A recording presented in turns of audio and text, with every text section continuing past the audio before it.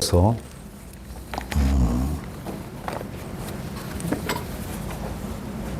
3장 22절부터 19절부터 25절까지 같이 보시겠습니다.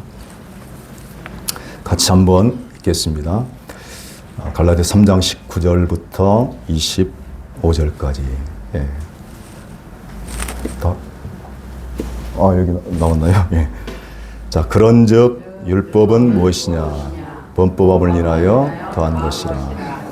천사들로 말미암아 중보의 손을 빌어 베푸신 것인데 약속하신 자신이 오시기까지 있을 것이라. 중보는 한편만 이한 자가 아니니 오직 하나님은 하나이시니라. 그러면 율법이 하나님의 약속들을 거스리느냐? 결코 그럴 수 없느니라. 만일 능히 살게 하는 율법을 주셨다면 의가 반드시 율법으로 말미암았으리라. 그러나 성경이 모든 것을 제 아래 가두었으니 이는 예수 그리스도를 믿음으로 말미암은 약속을 믿는 자들에게 주려 함이니라. 믿음이 오기 전에 우리가 율법 아래 매인 바 되고 계시될 믿음의 때까지 갇혔느니라. 이같이 율법이 우리를 그리스도에게로 인도하는 몽학 선생이 되어 우리로 하여금 믿음으로 말미암아 의롭다함을 얻게 하려 함이니라.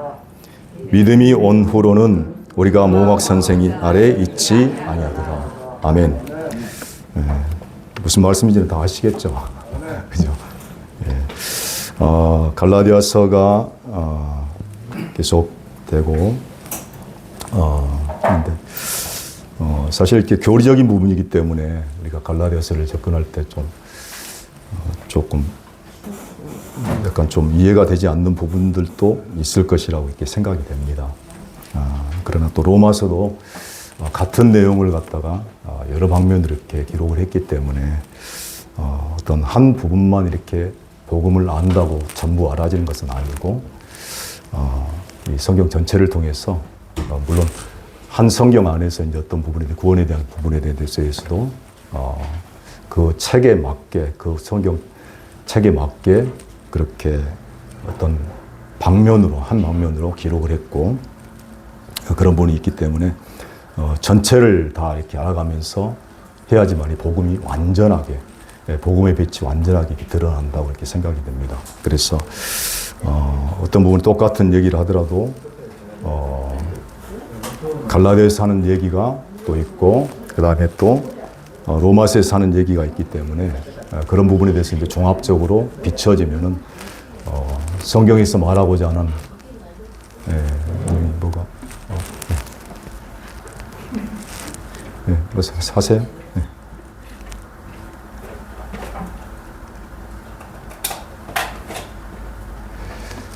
그런 부분에 대해서 조금 더 밝게 비춰지는 밝게 그래서 복음이 더욱더 선명해지는 부분들이 그래서 이제 갈라디아서에서 나오는 부분들이 어떻게 보면 사복음서 마태복음에서는 이제 또 천국이라는 부분으로 이렇게 같이 우리가 함께 볼 수도 있습니다. 이렇게 되면은 우리 안에 계신 그리스도가 실제적으로 우리 안에서 통치하시는 그래서 천국의 주인으로 우리 안에 오셔서 통치하시는 주님으로 그렇게 천국의 왕으로 우리가 또 이렇게 같이 보면은 마태복음에서 얘기하는 내용과 갈라디아에서 얘기하는 내용이 똑같은 어떤 맥락을 가지고 있다는 것이죠. 그런데 그런 것을 통해서 종합적으로 이 하나님 나라에 대해서 그리고 그리스도에 대해서 더 폭넓게 더 밝게 알 때 우리가 복음의 빛이 우리 안에 더욱 확실히 비춰지는 것이죠.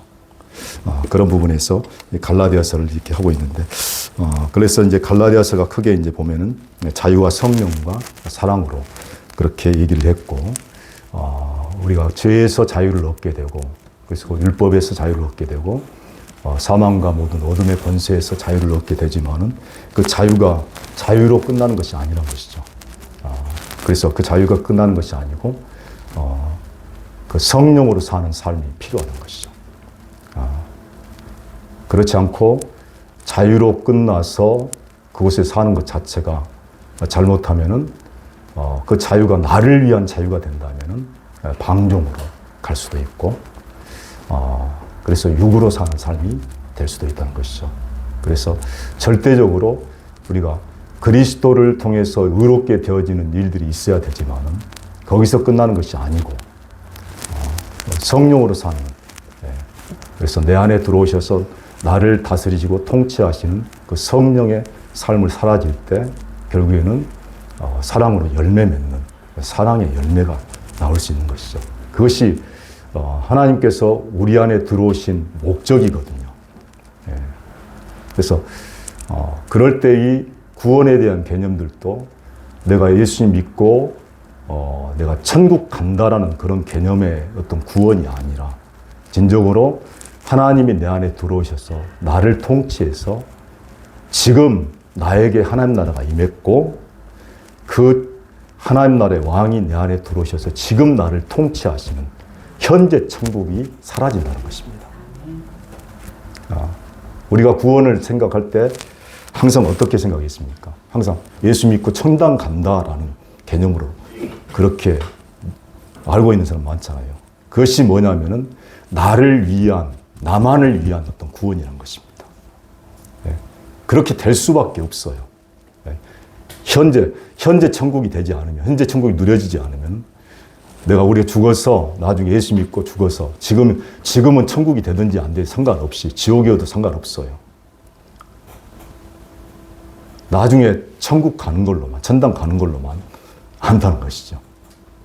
근데 성경에서 말하는 것은 무엇이냐면 나는 죽고 내 안에 예수가 산다.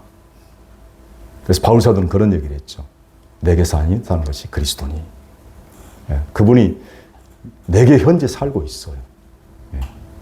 앞으로 내 안에 들어오셔서 살 것도 아니고 현재 나를 통해 사시는 그분이 내 존재를 통치하는 것이죠. 그래서 예수님이 말씀하실 때 천국이 가까이 왔느니라, 왔다는 것이죠. 우리 안에 왔죠. 왔습니다.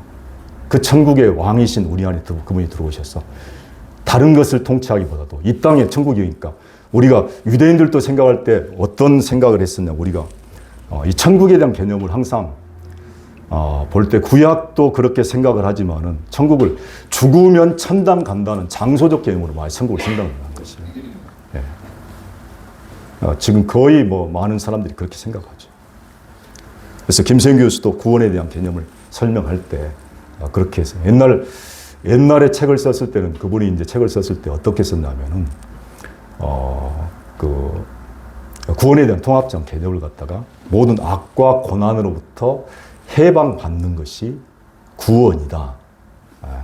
그렇게 썼는데 제가 예전 책을 잃어버리고 이번에 새로 하나 다시 샀는데 그것이 이제 정복 및 개정판으로 썼는데 거기에 개념을 다시 정리를 한 것이 무엇이냐면은 모든 악과 고난으로부터 해방받을 뿐만 아니라 하나님의 성품이 우리를 통해서 나타나는 것이 진정한 구원이라고 표현했어요. 그렇죠. 이게 맞는 거죠.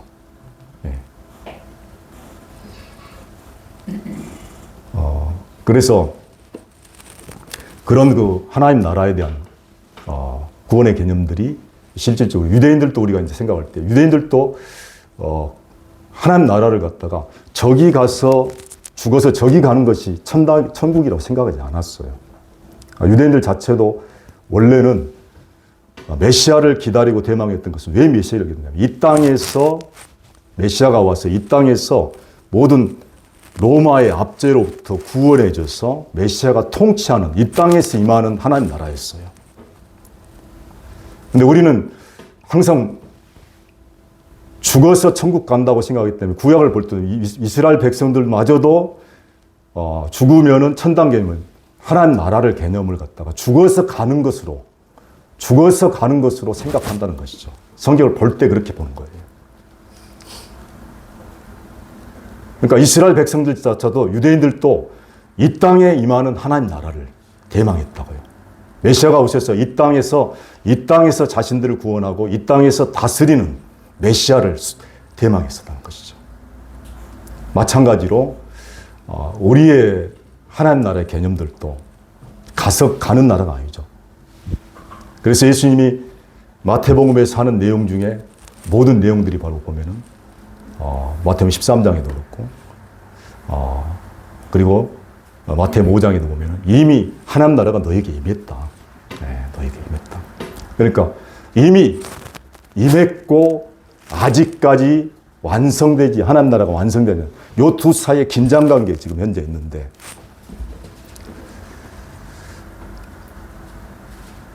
이 사이에서 우리가 최고 많이 누려야 할 부분이 뭐냐면 지금 당장 내가 하나님의 통치를 받는 하나님 나라가 내 안에서 계속해서 누려지고 이루어져야 한다는 것이죠.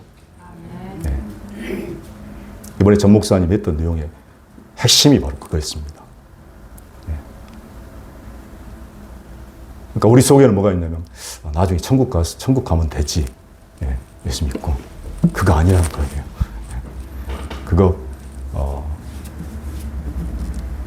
그거는 어떻게 보면 천국 하나님 나라 비스무리한 하나님 나라죠. 그죠? 비스무리한 하나님 나라. 진짜 천국은 지금 나에게, 지금 이 땅에서 나에게 이 땅에 임하는 것이죠. 그래서 요한계시록에서도 보면은 새 예루살렘이 이 땅으로 내려오는 거잖아요. 완성된 새 예루살렘이 이 땅에 내려와요. 이 땅에서 이루어지는 것이거든요. 이 땅에서 하나님의 통치가 이루어지고 이 땅에서 나에게서 하늘에서 이룬 것 같이 땅에서도 이루어지는 것입니다. 네. 그래서 매 순간 찰나찰나 하나님 나라가 하나님의 통치가 나에게 경험되는 것. 네. 다시 말하면 내가 천국이 되어 사는 것이죠.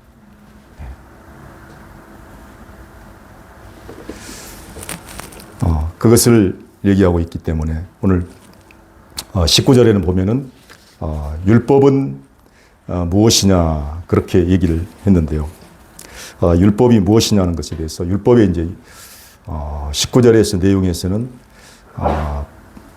범법함을 인하여 더했다라고 얘기를 했고요. 그래서 천사들로 말미암아 중보선을 베풀었다. 그것이 약속하신 자손이 50까지 있을 것이라고 했습니다. 그래서 율법이 이제 무엇이냐는 부분에 대한 부분보다 여기서 19자리에서는 율법이 한시적으로 주어졌다. 그 어떤 기간이 있었다는 것이죠. 일정 기간 주어진 것이고 그 일정 기간에 어떤 율법을 주신 목적이 이루어지면 자연히 율법이 폐해지고 율법이 목적을 이루는 것이기 때문에 그 율법의 어떤 그 용도가 이제 폐해지는 것이죠. 그것이 바로 약속하신 자손이 오시기까지 있다는 것입니다. 그러니까 약속하신 자손이 오시면은 율법은 더 이상 기능을 할 필요가 없어요. 한 법으로서 그 기간 법으로서 효력이 전혀 발생하지 않는 것입니다.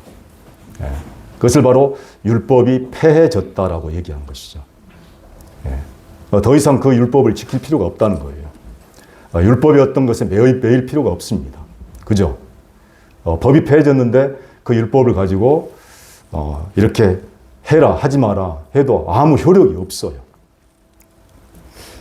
그래서 약속하신 자손이 있을 것이라 얘기했는데 그 율법이 이제 무엇이냐 하는 부분에 대해서 율법이 어떤 무엇인가에 대해서는 보면은 로마서 5장 20절을 보면은 좀 율법에 대한 어떤 용도에 대해서 율법이 어떤 기능을 하는지에 대해서 조금 더 설명을 한 부분이 있습니다. 그래서 율법이 가입한 것은 범죄를 더하게 하려 함이라. 네, 그렇죠. 그러나 죄가 더한 곳에 은혜가 더욱 넘쳤나니. 그런데 자, 이 본문을 우리가 잘못 읽으면은 율법이 들어온 것이죠. 율법을 주셨다는 얘기가 되는 것이죠. 율법을 이렇게 주셨다는 것은 범죄를 더하게 하고 죄를 더 짓기 위해서 줬다라는 말로 해석을 하게 되면 좀 약간의 우리가 오해가 생겨요. 범죄를 더하게 하려는 거냐면 율법이 없다가 법이 생기니까 뭐가 됩니까? 죄가 되지 않는 것들도 죄가 되는 거죠. 그렇죠. 법이 없었어요. 법이 없었는데 법이 없을 때는 죄를 죄로 여기지 않습니다. 그러죠. 그래서 아담으로부터 계속해서 죄가 있었지만은 사람이 똑같이 죄를 졌어요. 근데 율법이 있기 전까지는 죄를 뭘로 여기지 않았어요? 죄로 여기지 않는다는 거예요. 네. 성경이 얘기하고 있잖아요. 근데 법이 딱 생기니까 예전에는 마음껏, 예전에는 아무렇지도 않았던 것이 갑자기 죄가 돼버린 거예요. 네. 그래서 율법이 가입한 것은 율법이 들어오니까, 율법이 제정되니까 범죄를 더하게 하였다는 것은 죄를 더 짓도록 하기 위해서가 아니라 없던 죄마저도 죄가 아니던 것마저도 죄가 되니까 죄가 막 늘어나는 거잖아요. 그죠? 예. 전혀 죄가 아니었는데 그냥 율법이 딱 생기면서부터는 그냥 모든 것이 다 죄가 되는 것이에요. 예. 이게 범죄를 더하게 하렵니다. 다시 말하면 죄를 죄되게 하고 그래서 죄를 알게 하려고. 예. 그래서 이 그러나가 5장 20절에 그러나가 나오는 것입니다. 그러나 죄가 더한 곳에 은혜가 더욱 넘쳤다. 예. 그러므로 우리가 죄를 많이 범죄를 많이 짓도록 하기 위해서가 아니고 율법이 들어옴으로 해서 우리 자신이 죄를 이렇게 내가 죄밖에 없구나. 짓는 것만 하는 것보다 다 죄구나. 알게 되니까 자연히 뭐가 됩니까? 죄가 내 자신 존재 자체뿐만 아니라 모든 것이 다 죄죠. 내가 정말 죄인이구나. 내가 쓸만한 게 하나도 없구나. 그래도 건질 게 좀 있는 줄 알았는데 보니까 건질 게 하나도 없어요, 사실이요. 그러나 이렇게 죄가 많아지니까 그 속에 뭐가 오겠습니까? 은혜가 오는 것입니다. 예, 은혜가 오는 거예요. 그러니까 정말 어둠 가운데, 흑암 가운데, 절망 가운데 그렇게 살아가는 사람에게, 그것을 발견한 사람에게 하나님의 긍휼이 임하는 것이거든요. 마태복음 산상수훈 5장에서 바로 그 얘기가 나오는 것이죠. 심령이 가난한 자는 복이 있나니 천국이 저희 것이며 애통하는 자는 복이 있나니 저희가 위로를 받을 것이며 온유한 자는 복이 있나니 저희가 땅을 기업으로 받을 것이며 의에 줄이고 목마른 자는 복이 있나니 저희가 뭡니까? 거기는 하나님의 아들이라 일컬음을 거기는 아닐 것인데요. 의에 줄이고 목마른 자는 복이 있나니 저희가 배부를 것이며, 그죠? 배부를 것이며. 자, 이게 바로 말하는 죄가 더하고 어둠 가운데 있어서 나는 정말 하나님의 긍휼이 필요합니다 하는 사람의 어떤 애통, 그렇죠? 곰주림, 그리고 가난함들입니다.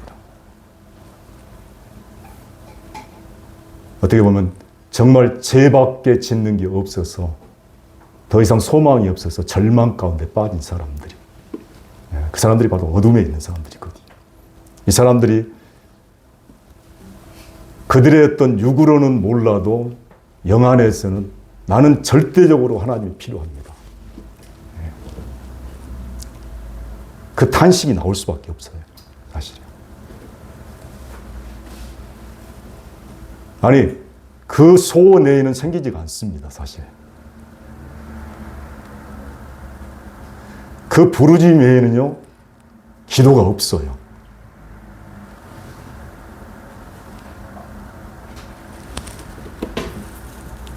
그래서 그곳에 바로 은혜가 넘치는 것이죠. 바로 옆으로 보면 첫 번째가 나오죠. 뭡니까? 긍휼히 여기는 자는 복이 있나니 저희가 긍휼히 여김을 받을 것입니다. 자, 이렇게 정말 가난한 자, 그리고 애통하는 자가 되었을 때 정말 나는 소망이 없고 나는 정말 절망 중에 있는 그 사람이 바로 하나님의 긍휼을 입는 것이죠. 거기에 긍휼이 임하는 거예요.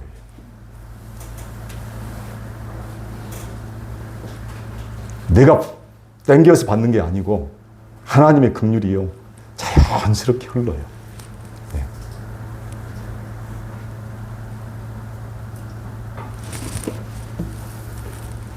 그래서 가난한 자는 복이 있다 하고 이 오른편에 긍휼히 여기는 자는 복이 있나니 저희가 긍휼히 여기를 받는다고 어떻게 보면 하나의 같은 대칭이 되는 것이죠.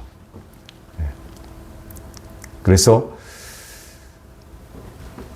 여기 왼쪽에서는 어떻게 보면 옛사람, 그리스도를 말할 수 있고 옛사람이라고도 말할 수 있고 그리고 여기는 정말 성령으로 살아가는 성령으로 사는 하나님 나라의 존재 자체가 하나님 나라로 되어진 사람을 얘기하고 있는 것입니다. 그래서 한편으로는 이쪽은 소금이라고 볼 수도 있어요. 왜냐하면 소금은 자신이 죽어서 깨어져서 녹아져서 맛을 내야 되거든요. 그러나 여기는 뭡니까? 예수 그리스도가 들어와서 예수 그리스도로 의인이 된 하나님의 아들이 된 사람들이 예수 그리스도를 통해서 착한 행실, 사람의 행실이 뭐 착한 행실이 되겠습니까? 왜냐하면 하나님으로 사라진다는 거예요. 네. 하나님의 성품이 착한 행실이에요. 네. 하나님의 의가 착한 행실이라니까요. 그게 바로 너희는 세상의 빛이라는 것이죠.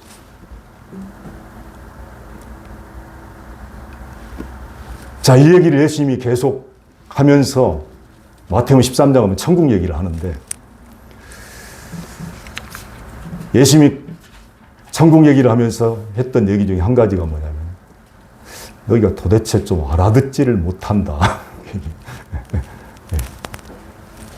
그래서 천국 13장에서 가장 중요한 키가 뭐냐면 깨닫지 못한다. 깨닫는 것이라는 것입니다.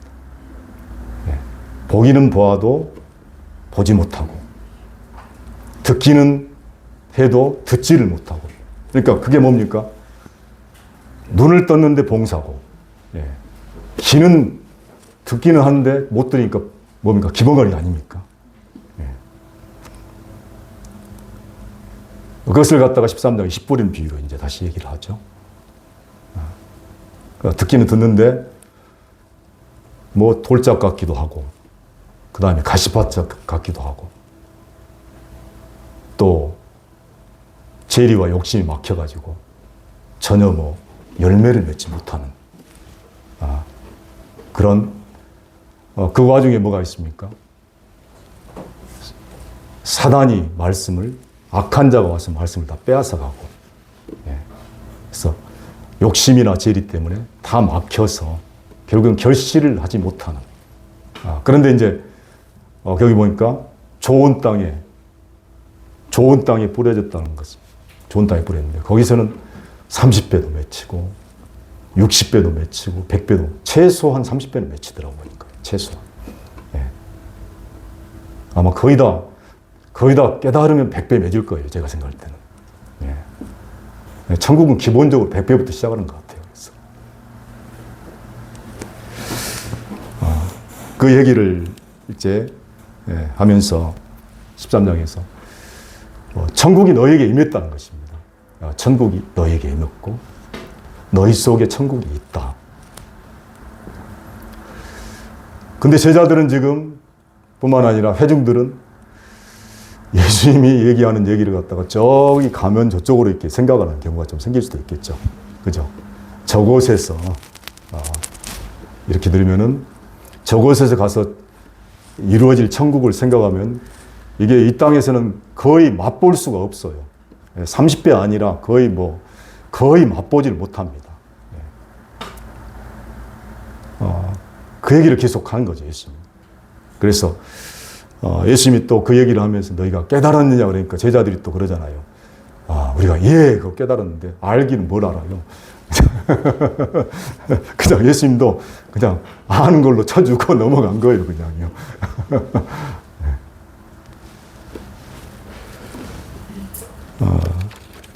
그래서 이 은혜가 더욱 넘쳤다 하는 것이고, 그래서 로마서 5장 13절 보니까 또 죄가 율법이 있기 전에도 세상이 있었, 예, 요거는 제가 설명을 드렸고. 그 다음에, 율법이 한 부분이 어떤 부분도 있냐면, 율법이 없는 유대인들의 율법이 있었죠. 그러나 이방인들의 율법이 없었어요. 왜냐하면 율법 자체를 갖다가 이스라엘 백성들, 모세를 통해서 이스라엘 백성들이 줬기 때문에 이방인들은 사실 율법을 받지 않았습니다. 그러나 이방인들이 율법을 받지 않았다고 해서 율법이 없는 게 아니라는 거죠. 그래서 로마서 2장 14절에서는 율법이 없는 이방인이 본성으로, 이 본성이라는 것은 원래 아담의 본성으로 태어난 삶 속에서 율법을 받아서 이 율법이 어떻게 보면은 우리의 어떤 도덕이나 어떤 우리 삶 속에서 배우는 어떤 세상의 어떤 도덕이나 그런 것들도 율법이 될 수가 있습니다. 그래서 본성으로 율법의 일을 행할 때는 이방인들이 본성으로. 그래서 이 사람은 율법이 없어도 누가 율법이 되냐면 자기가 자기에게 율법이 된대요. 내가 율법이 되는 내가. 그러니까 내가 알고 있는 것들이. 그런데 그것을 그 다음 절에서 무엇이냐면 양심이라고 얘기했어요. 양심. 그래서 우리가 배우고 우리가 습득했던 것들이 내 양심이 되는 거죠. 양심이 기반이 되고.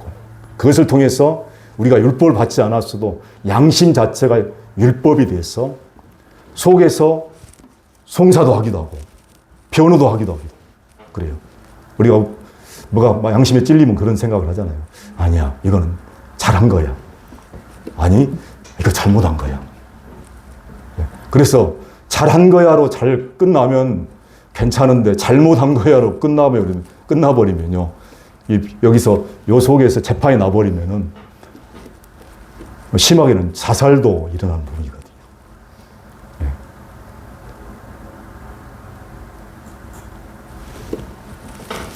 그러니까 우리 싸움이 생각 싸움에서 이 속에서 많은 율법의 작동이 많이 해요. 그걸 또 누가 이용하냐면 사단이 이용하기도 하죠. 그래서 모든 정신적인 부분들이 바로 여기에서 일어납니다. 정신분열, 그리고 어떤 다른 마음의 문제들이 여기서 일어나는 거예요. 그러니까 이 생각이 그리스도께 복종이 되지 않으면은 사실 이 생각으로 해서 엄청난 고통들도 당할 수가 있는 부분이 있죠. 그래서 로마서 2장 15절에 보면은 이런 이들은 그 양심이 증거가 되어 그 생각들이 서로 혹은 송사하며 혹은 변명하며 그 마음에 새긴 율법의 행위를 나타내느니라.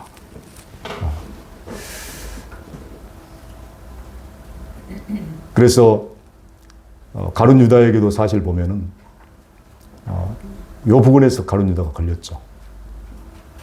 예수를 팔 생각을 가룟한 유다의 마음에 예수를 팔 생각을 누가 넣었습니까? 사단이 넣었더라. 사단이 넣었습니다. 그 생각 하나 들어오니까요. 사람이 생각이 이길 것 같죠. 사람 아무 힘 없어요. 뭐 대단한 것 같지만요. 별거 아닙니다. 생각 하나 못 이겨요. 그렇게 멀쩡한 사람들이 정치인들도 보면 위대하고 대단한 사람들도 생각 하나 딱 보니까 한순간에 가버리잖아요. 연예인들 그렇게 많은 인기를 누리고 그래도요. 생각 하나 딱 들어오면 그건 못 이기고 갑니다.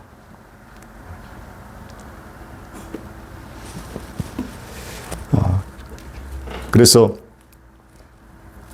6장 1절에 보니까 그런즉 우리가 무슨 말 하리요. 그러면서 이제 5장 20절에서 율법을 가입한 것은 범죄를 더하게 하려 함이라 얘기를 하면서 이것을 우리가 죄를 짓기 위해서 더 져야지만이 은혜가 있다는 얘기로 잘못 받아들인 사람들이 있었어요. 왜냐하면 이 율법에 대한 부분을 잘못 이해하니까 우리가 예수 믿고 나서 그래 죄를 더 져도 은혜가 더 임하는 거지. 그렇게 생각하는 사람들이 있다는 것입니다. 그런즉 6장 1절에서 보니까 우리가 무슨 말 하리요? 은혜를 더하게 하려고 죄에 거하겠느냐? 그럴 수 없다는 것이죠. 그렇죠. 죄를 더 지으면은 은혜가 더 임한다. 논리적으로 보면 그렇게 될 수가 있다는 것이죠. 그런 얘기가 아니고 율법을 주신 것은 우리가 죄를 모르니까 우리가 죄를 알게 해서 우리가 이 죄 가운데서 결코 벗어날 수 없고 우리가 아무리 우리 스스로 이 죄를 이기며 살려고 해도 결국 더 죄 아래에 있다는 것만, 죄를 더 짓는다는 것은 알게 해주려고. 그러고 나니까 야, 나는 정말 이 죄를 이길 수 없구나. 나는 죄를 안 지을 수 없구나. 나는 죄밖에 짓는 게 없구나. 그래서 내 존재 자체가 죄덩어리구나. 그것을 알게 되니까 나는 정말 예수님이 필요해요. 나는 예수님 없으면 못 산다니까요. 그게 가난한 사람이에요. 그게 애통하는 사람이고. 거기에 이제 하나님의 은혜가 임하는 것이죠. 온유한 자들은 뭡니까? 온유하다는 것은 정말 겸손하다 그런 의미도 있지만 정말 비천한 자, 낮아진 자, 정말 망하고 정말 절망 가운데 빠져서 어떻게 보면 더 이상 비천한 그런 존재가 되어버린 것이죠. 그런 사람에게는요, 어떤 것도 다 은혜가 됩니다. 그죠? 진짜 배고픈 사람한테는요, 뭘 줘도 다요, 다 감사한 거잖아요. 그냥 던져주든지, 그냥 발로 차줘도요, 먹을 걸 줘도요, 진짜 배고프면요, 그것도 감사하고 그것도 은혜예요. 근데 배부른 사람한테는 주면요, 맛있는 거 줘도요, 잘못 주면요, 욕 먹더라고요.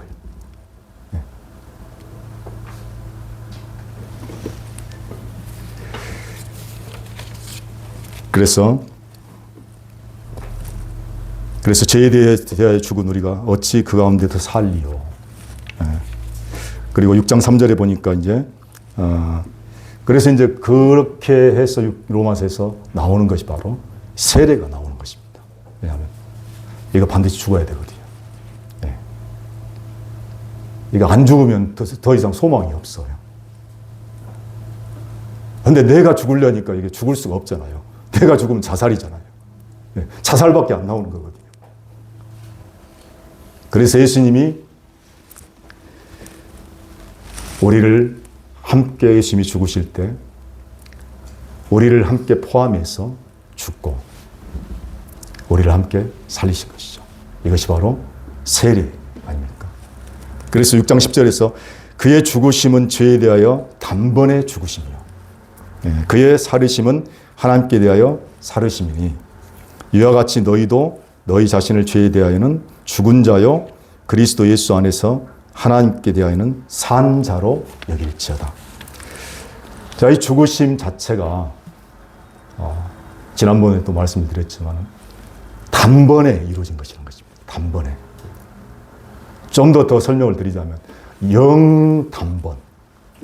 다시 반복이 필요가 없어요. 그래서 우리가 회개의 부분들도 사실 죄를 지을 때마다 회개를 안 해도 괜찮습니다. 한 번에 다 처리됐어요. 한 번에 끝났다니까요.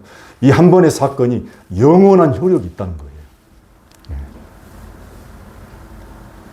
그리스도와 함께 죽고 함께 연합해서 함께 살아난 이 생명 존재 안에 주신 이 은혜는 영원한 효력이 있다는 것입니다.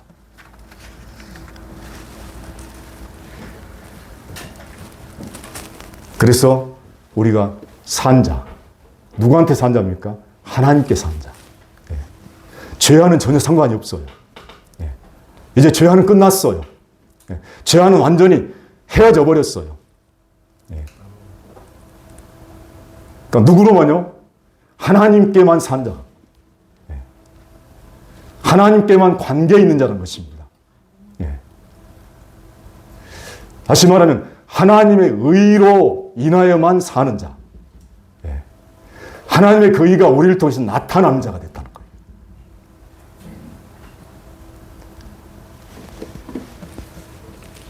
그래서 3장 20절 이제 중보는 한 편만 위한 자가 아니니 오직 하나님은 하나이시니라. 이 말이 좀 어려워요. 보니까. 그렇죠.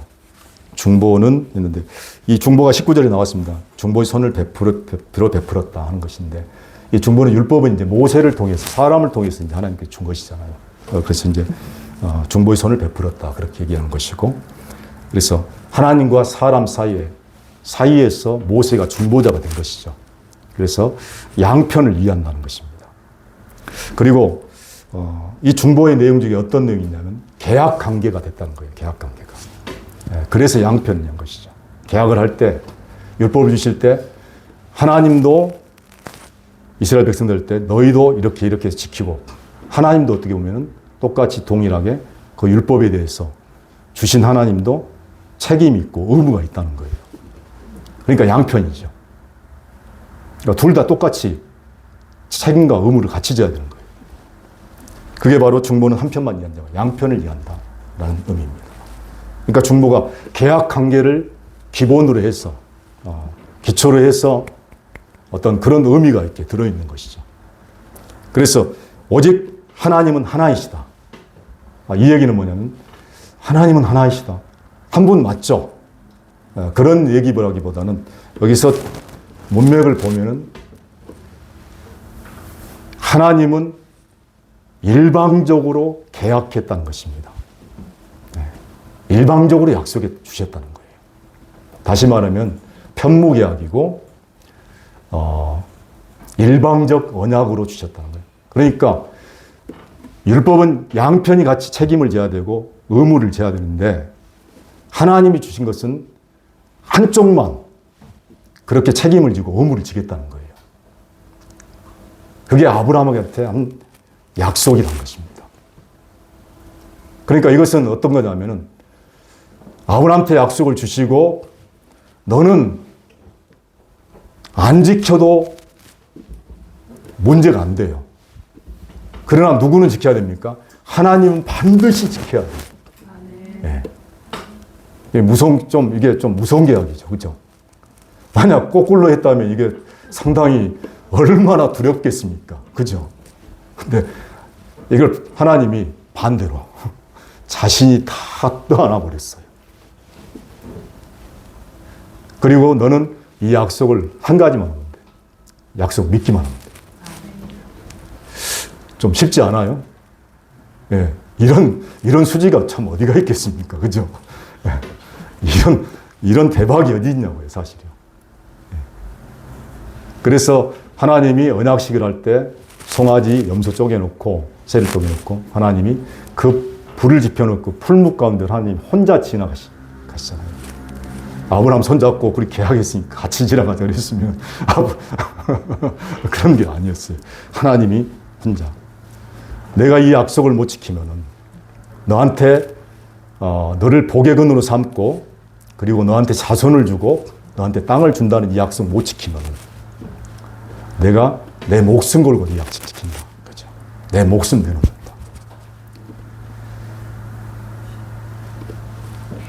그래서 그 약속들이 계속해서 이제 하나님이 지키신 것이죠. 그래서 그 약속들 속에서 얼마나 이 약속이 무서운 약속이냐면 이스라엘 백성들이 광야를 갔을 때 애굽에 출발하면 광야를 가게 되죠. 광야를 40년 동안 뺑뺑이 돌았으니까 사실 짧은 기간은 아니잖아요. 40년. 40년 동안 돌면서 사실 가나안 땅까지 갈 수 있는 거리가 한 일주일 정도면 충분히 갈 수가 있어요. 예. 갈 수 있는 거리를 갔다가 40년을 돌았습니다. 그러니까 아무튼 아주 군대로 말하면 수색 작전도 그런 수색 작전이 없어요. 곳곳을 다 누비고 다녔으니까요. 예. 그런데 그때 나올 때 어떤 사람들도 많이 나왔냐면 잡족들도 같이 따라서 나왔죠. 예. 그러니까 그 얘기는 뭐냐면 이스라엘 백성들도 애굽에서 노예 생활을 했기 때문에 노예 근성이 있고 말로 하면 상당히 개판인데 거기다가 잡족들이 따라 나왔으니까 얼마나 개판이겠습니까? 그래서 이 사람들이 40년 동안 돌다 보니까 우상숭배도 하고 그 다음에 물이 조금만 없어도 어제까지도 금방 물 줬는데 오늘 무럽다고 뭐 원성을 원망을 하고 하나님이 또 어디 있냐 우리가 다시 애굽에 가서 살았으면 이런 일이 없을 텐데 하면서 늘 불평불만하고 그런 삶을 살게 되는 거잖아요. 그런데 그렇게 광야를 돌다가 거의 이제 모압 땅에서 가나안 땅으로 들어가기 얼마 전에 그 모압 지경을 들어가면서 발락 왕을 이렇게 만났는데 이 발락 왕이 이스라엘 백성들이 소문을 많이 들었어요. 소문을 들었고 이들이 올 때마다 모든 왕들이 다 굴복을 하고 모든 왕들이 그곳에 다 이렇게 완전히 뭐 다 가는 곳마다 아주 초토화돼서 그래서 어떤 두려움이 대상이 되게 됐습니다. 그래서 그 중에는 뭐가 있냐면 하나님이 그 백성들을 갖다가 저 사람들 보니까 보잘것없는데 하나님이란 어떤 신이 그들을 통해서 올 때마다 그 강한 백성들을 다 굴복시키고 짓밟아버리고 정복해 온다 그러니까 이 사람들이 막 두려움을 많이 떨기도 했었죠. 그 중에 한 사람들이 뭐냐면 기드온 백성들이었잖아요. 기드온 백성들. 그 사람들이 와서 스스로 자신들이 굴복해가지고 속여서 우리는 저 먼 데서 왔는데 당신들이 정말 이렇게 하나님이고 뭐 정말 대단한 하나님이라고 해서 우리가 당신들 종이 되기 위해서 왔다 해서 스스로 굴복한 사람들도 있잖아요. 예. 안 밟아도 미리 와서 딱 알아서 이렇게 교회에 들어오는 사람들 있잖아요. 자, 그리고 이제 가서 발라강한테 저주를 하라고 이제 발람을 부르죠. 예, 보니까 높은 꼭대기에 올라가서 그 이스라엘 백성들을 갖다가 딱 꼬락서니 보니까 저주할 게 상당히 많아요. 예. 거의 다 보니까 저주할 거예요. 야, 뭐, 아싸. 뭐, 저주 얼마나 하네. 그런데 다 이 발람이라는 선지자가 기도를 해보니까 하나님이 딱 그렇게 말씀해요. 내가 축복한 백성을 결코 저주할 수 없다. 예. 이게 어디서 나온 줄 압니까? 아브라함에게 했던 생명 물고 약속했던 약속 때문에 이스라엘 백성들이 아무리 저주스러운 모습이 보임에도 불구하고 저주할 수 없는. 그래서 이것을 갖다가 3번이나 발람한테 요청을 해요. 하나님이 또 이렇게 하십니다. 하나님은 사람이 아니시니 시건치 않으시고, 네. 말 따먹기 안 해요, 하나님이요. 그죠? 말 바꾸기 안 하십니다. 그러니까 하나님이 그림자가 없는 거죠. 또 하나님은 변개치 않으시니 계약한 거요, 약속한 거 안 변해요. 우리는 조금 불리하면 금방 바꿔버릴 수 있는데 하나님은 영원히 변치 않으십니다. 네. 영원히 바꾸지 않으십니다. 내가 축복하겠다고 한 그 약속, 어떤 모습이 보여도 아무리 저주스러운 모습이 보여도요, 하나님 편에서요 절대 안 바꾸십니다. 이게 하나님의 약속이거든요. 아브라함이 했던 그 약속이 이스라엘 백성들, 야곱 아닙니까? 야곱. 이스라엘. 정말 충분히 그럴 만한 모습들이 다 보였는데도 불구하고 그렇게 검고 검은 아주 숫덩어리 같은 모습인데도 불구하고 하나님은 축복하겠다는 약속. 오히려 거기다 한 수 더 떴어요. 하나님. 내가 축복하겠다는 약속 변치도 않지만 만약에 저 이스라엘 백성을 저주하면 내가 그 사람을 저주하겠다는 거죠.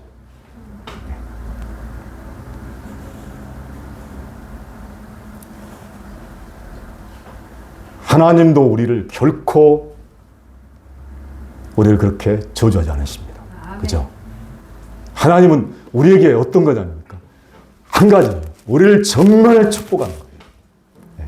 우리를 정말 사랑하시는 거예요. 네. 이 사랑이 변함이 없는 거예요. 이 사랑 안에 그림자가 없는 거예요.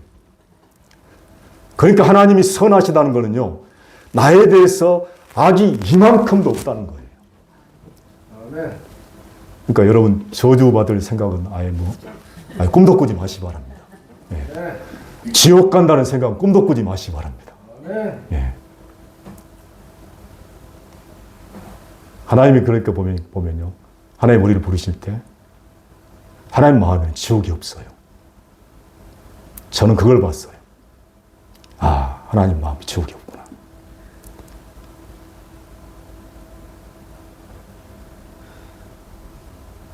그러니까 아무튼 천국만 우리 거죠. 그죠? 예, 천국만. 근데 이 천국을 어디서 누리느냐? 여기서 지금 누리는 거예요. 아멘. 예. 이게 하나님이 우리를 향한 하나님의 마음이란 것입니다.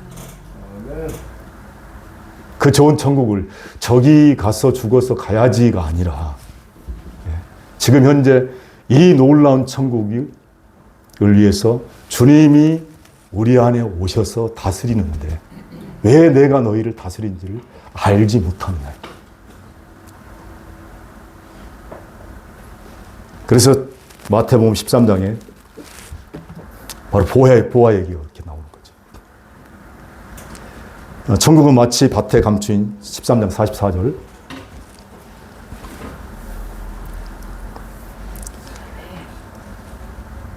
그러니까 지금 제가 얘기를 하면서도 제가 이번 세미나 갔을 때도 이제 같이 들으면서 같이 조별 나눔하면서도 좀 많이 이제 어떻게 보면 많은 부분이 들리는 사람도 있고 들리지 않는 사람도 있고 보는 사람도 있고 보지 못하는 사람도 있고 같이 공존을 해요. 어떤 사람은 와 하는데 어떤 사람은 그래도 저기 가서 가는 거 아니에요?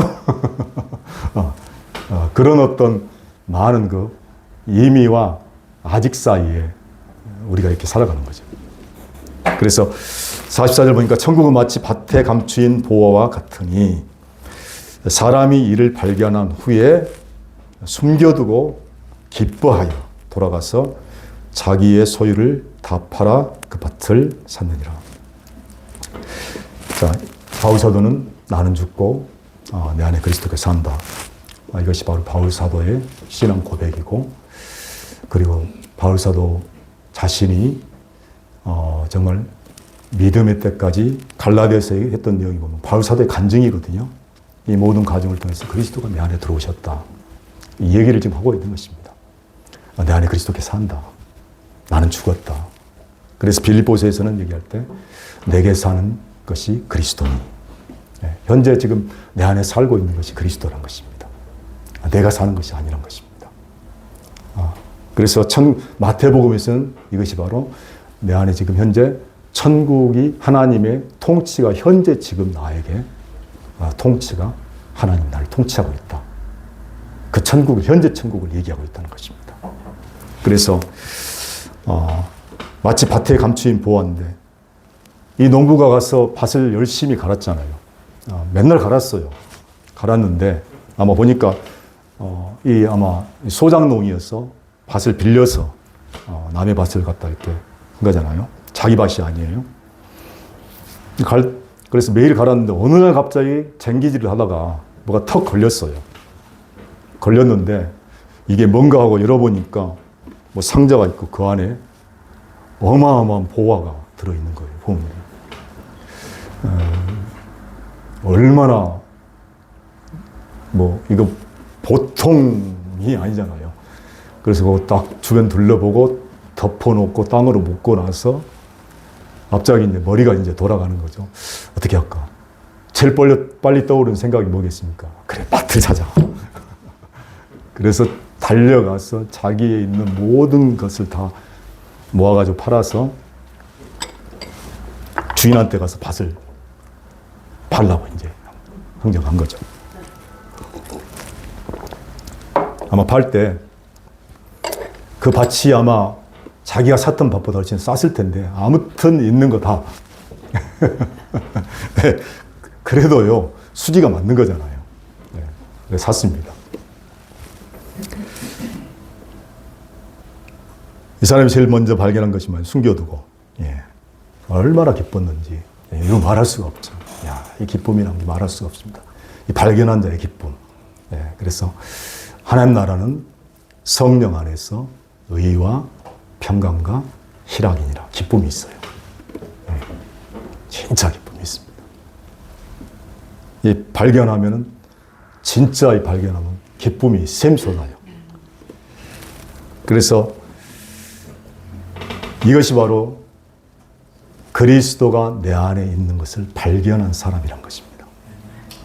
네. 자, 우리가 잘 보시면은, 우리가 예수님을 믿으면은 예수님을 예전에는 복음을 듣고 예수님을 영접해야지만 내 안에 들어온 걸로 우리가 항상 복음을 알고 있었죠. 자, 그런데 2000년 전에 예수님이 함께 죽을 때 우리를 포함해서 죽었기 때문에 우리가 거기서 죽었습니다. 그죠? 그리고 함께 살아났어요. 거기서 살아났습니다. 그리고 함께 하늘에 앉혔습니다. 앉힌 바 되고. 그래서 그 하늘에 앉힌 바 돼서 하나님 보좌 우편에 앉았다는 것은 하나님을 대리해서 예수님이 통치했다는 것입니다. 자, 그 통치가 이미 이제 성령이 오셔서 우리 안에 오시면은 우리 영이 하늘이 되는 거예요. 하나님 우편이 된다는 것입니다. 그러니까 성령이 우리 안에 오셨다는 것은 바로 우편에 예수님이 우편에서 통치하신다는 것은 바로 우리 영 안에 오셔서 우리를 통해서 우리 존재를 다스리고 통치한다는 얘기입니다. 자, 그런데 또 한 가지 사건이 뭐냐면 이것이 바로 예수님이 이루신 일이 영단번에 이루어진 일이죠. 그리스도와 연합된 이 사실이 연합돼서 죽고 살아난 사건이 영원히 이루어진 사실이죠. 이것이 영단번의 사건입니다. 그러면은 동일하게 오순절에 성령이 임했지만은 성령이 각 사람에게 임했다라고 하지만은 오순절에 성령이 임한 사건은 오순절 사건으로 인해서 모든 사람에게 개별적으로 이렇게 점진적으로 임하는 사건이 아니라 그 한 사건은 성령이 임한 사건은 동일하게 영단번에 한 번에 이루어진 사건이에요. 다시 없다는 것입니다. 다시 말하면 그 성령이 각 사람이 임한 그 사실이 우리에게 동일하게 그 사건으로 동일하게 적용되고 실제된 사실이라는 것입니다. 그러니까 우리가 예수님 믿게 되면은 예수 믿고 예수님을 영접하고 성령을 받아야 되는 것이 아니라 우리 속에 그 사건으로 이루어진 성령 오신 그 성령을 그리스도를 발견하는 일입니다. 이것이 밭의 비유예요. 이미 있어요, 밭에. 근데 어느 날 갑자기 발견했어요. 그죠? 농부가 한 건 뭐냐면 밭 갈라고 발견한 것밖에 없다니까요. 보물을 캐려고 노력한 것도 없어요, 사실은. 가다가 탁 걸리니까 뭐야 이게. 발견했는데 와. 다 팔아줘. 네. 남는 거 없어. 네. 남길 것도 없어요. 네. 그냥 팔아요. 네. 팔아도 기뻐요, 팔아도. 왜 이거 있으나 마나. 네.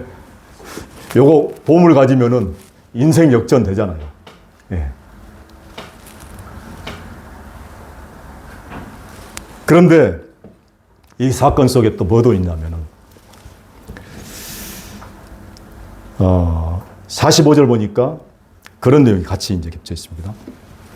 또 천국은 마치 좋은 진주를 구하는 장사와 같으니 극히 값진 진주 하나를 만남에 가서 자기 소유를 다 팔아 그 진주를 샀느니라. 이렇게 됐는데, 자, 이 두 가지가 똑같은 내용이죠. 그죠? 뭐 재료만 좀 달라요. 진주고 보물이고.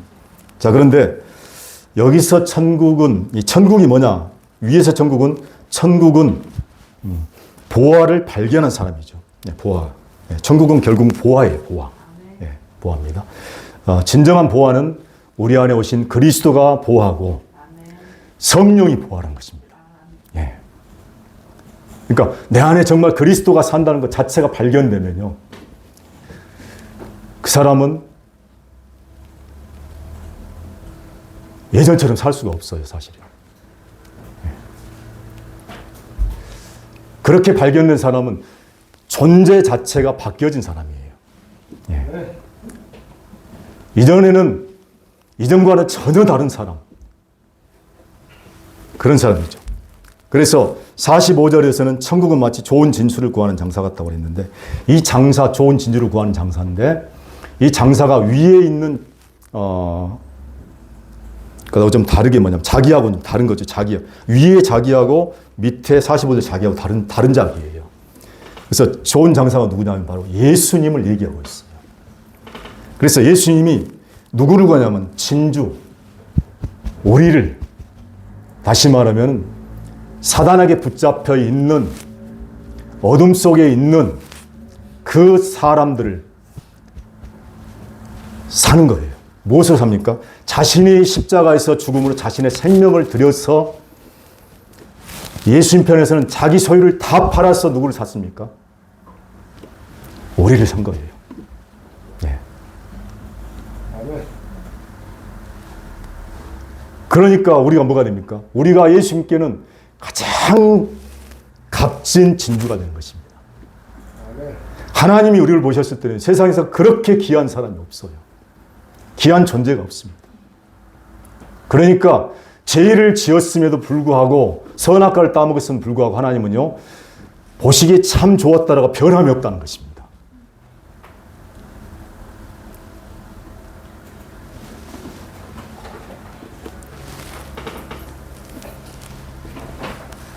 그러니까 예수님이 이게 다 파니까요, 이거 발견한 사람은요, 자기도 다 팔게 돼 있어요. 함께 죽고, 함께 살고.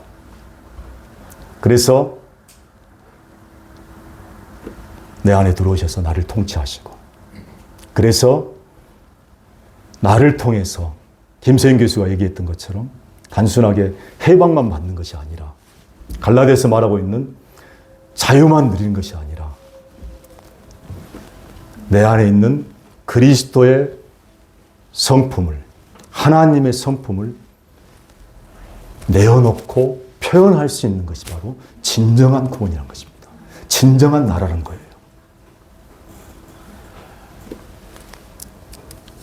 그래서 이제 빌립보서에 가보면은, 빌립보서가 이제 그 갈라디아서를 이렇게 얘기하면서 빌립보서에는 바울 사도가 고백하기를, 이런 고백을 하죠.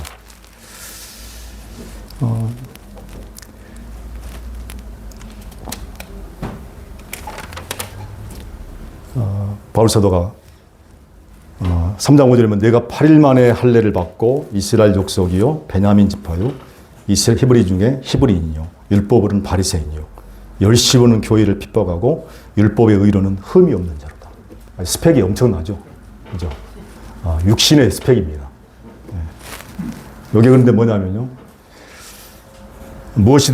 그러나 무엇이든지 내게 유익하던 것을 내가 그리스도를 위하여 다 해로 여겼더라. 그리스도를 알고 나니까요, 이게 완전히 나한테 해가 된대요.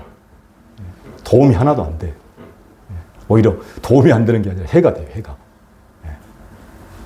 정말 믿음으로 사는데, 정말 하나님의 우리에게 주신 은혜로 살아가는데 이런 것들이 방해가 돼요, 사실은. 나 이렇게 했는데, 나 이 정도인데, 그거 해가 되는 것입니다. 그래서 또한 모든 것을 해로 여김은 내 주 그리스도 예수를 아는 지식이 가장 고상하다, 가장 탁월하다, 가장 우수하다, 비교할 수 없다는 것이죠. 그래서 내가 그를 위하여 모든 것을 잃어버리고, 소유 다 팔죠. 바울 사도가 소유 다 팔았습니다. 모든 것을 잃어버렸어요. 그리고 배설물로 여김은 그리스도를 얻고 그 안에서 발견되려 함이니. 바울 사도도 무엇을 발견했냐면 자기 안에 계신 그리스도를 발견한 거예요. 그게 바로 계시입니다. 이게 바울 사도의 눈에서 비늘이 벗겨진 거거든요. 율법의 비늘이 벗겨지죠. 그러니까 눈을 떠서 이제 새로운 피조물의 눈으로 하나님의 계획과 하나님의 경륜을 볼 수 있고, 그리고 하나님께서 만드신 사람들을 볼 수 있고, 그래서 하나님이 나에게 주신 지금 현재 천국이 얼마나 놀라운 천국인가를, 하나님의 다스림이 얼마나 놀라운 다스림인가를 그걸 볼 수 있는 눈이 된 거예요. 네.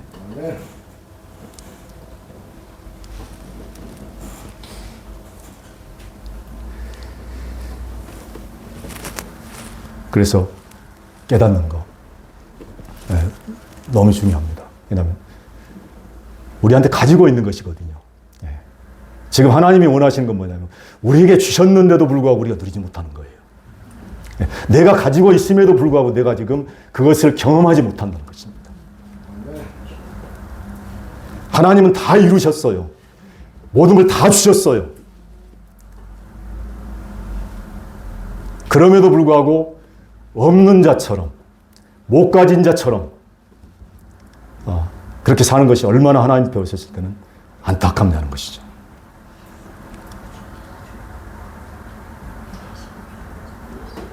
그러니까 현재 지금 하나님의 다스리는 이 천국을 누리며 산다는 것 자체가 얼마나 놀라운 일인지. 그래서 13장의 내용들이 바로 그런 내용들입니다. 우리 안에 있는 보물. 야, 진짜 보물 있다. 야, 이런 보물을 가지고 사네. 예. 아무튼 뭐 있으면은 이거 막 입도 건질건질하고 사실 뭐 아주 이게 말을 안 할 수 없잖아요. 그것이 천국을 가진 자예요. 그래서 천국은 비밀입니다. 그리스도가 비밀이고 이것이 성령을 통해서 계시되어질 때, 깨달아질 때, 눈이 떠질 때 우리가 그 눈으로 보고 들어가는 거예요. 그게 바로 요한복음에서 위에서 난, 아노센, 위에서 난다는 것입니다. 거듭났다는 표현보다도 위에서 났다. 그래서 갈라디아서도 보면은 결국 그 내용을 갖다 얘기를 하고 있는 내용인데, 갈라디아서 5장에도 보면은 할례나 그리스도 안에서는 할례나 무할례가 효력이 없되 사랑으로 역사하는 믿음뿐이다. 할례나 규정을 지키고 안 지키고 그거 중요한 거 아니에요. 그렇죠? 그거 아무것도 아닙니다. 그러나 효력이 없는데 사랑으로 역사하는 믿음뿐이다. 그러니까 이 믿음뿐만 돼서는 안 돼요. 무엇이 같이 역사해야 돼요? 사랑으로 역사하는 믿음이 있어야 돼요.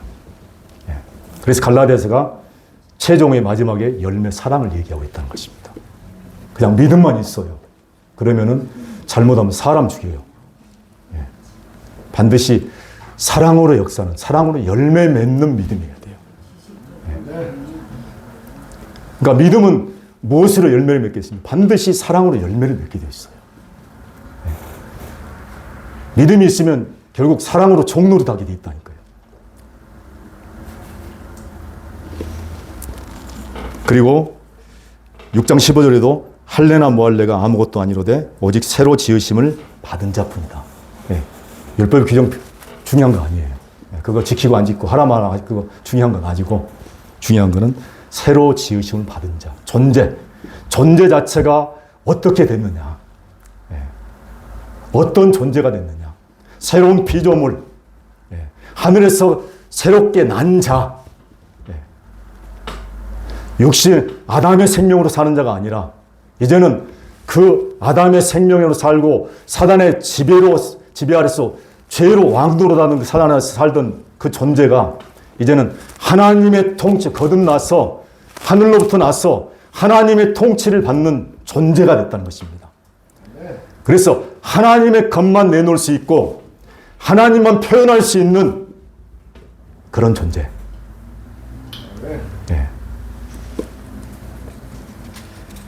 이것이 바로 우리에게 주신 놀라운 축복이고 우리에게 주신 은혜라는 것입니다. 하나님께 너무 감사하고 이런 은혜가 우리 모두에게 지금 임해 있죠. 그죠? 모두가 천국이 되고, 이번에 보니까 저는 그 김승만 목사님 나중에 한번 그 아가서 찬양을 부르는데 갑자기 어떤 분들이 막 갑자기 강대상을 뛰어 올라가요. 그래가지고는 올라가서 강대상 막 춤을 추면서 김승남 목사님한테 막 이렇게 돈을 갖다가 막 이렇게 얹어주고 마치 그림이 어떤 거냐면 어디 가서 누가 노래 부르면 와서 이렇게 돈 주고 하는 것 같은데 제가 거기서 천국을 봤어요. 야, 그렇다. 야, 저게 진짜 천국이다. 정말 이 복음, 그리스도 우리 안에 있는 보물이 발견되니까 주머니 것 아무것도 아니더라고요. 그죠? 그리고 막 춤을 추고 싶은 거죠. 예. 지금 당장 누리는 이 천국. 예. 하나님이 지금 나를 통치하고 있다는 거. 예. 그것이 우리 삶에서 매일매일 그렇게 되어지기를 소망합니다. 기도하겠습니다. 하나님 아버지 감사합니다. 우리를 천국으로 부르셔서 이 놀라운 천국을 또 누리게 하시고 살게 하시고 또 날마다 경험할 수 있도록 해주시니 감사합니다. 하나님, 우리가 정말 하나님의 통치 아래 있지 않다면은 얼마나 비참하고 또 정말 애통한, 그래서 세상에서 살아갈 소망이 없는 그런 자일 텐데, 이제는 우리 안에 그리스도를 주셔서 그리스도로 우리가 하나님의 모든 것들을 누릴 수 있도록 해주시니 너무 감사합니다. 하나님 아버지, 이 은혜가, 이 사랑이 우리 안에 더욱더 날마다 넘쳐나게 하시고 더욱더 커져가게 하시고 더욱더 우리를 통해서 많은 사람들까지도 흘러가는, 그래서 우리를 통해서 하나님의 통치하시는 그 통치가 보여지게 하시고 나타나게 하시고 우리를 통해서도 많은 사람들에게 하나님 통치가 임할 수 있도록 인도해 주시옵소서. 이제는 우리 주 예수 그리스도의 은혜와 하나님의 사랑과 성령의 교통하심이 오늘 함께 예배드리는 모든 성도들 위해 지금부터 영원토록 함께 있을지어다. 아멘.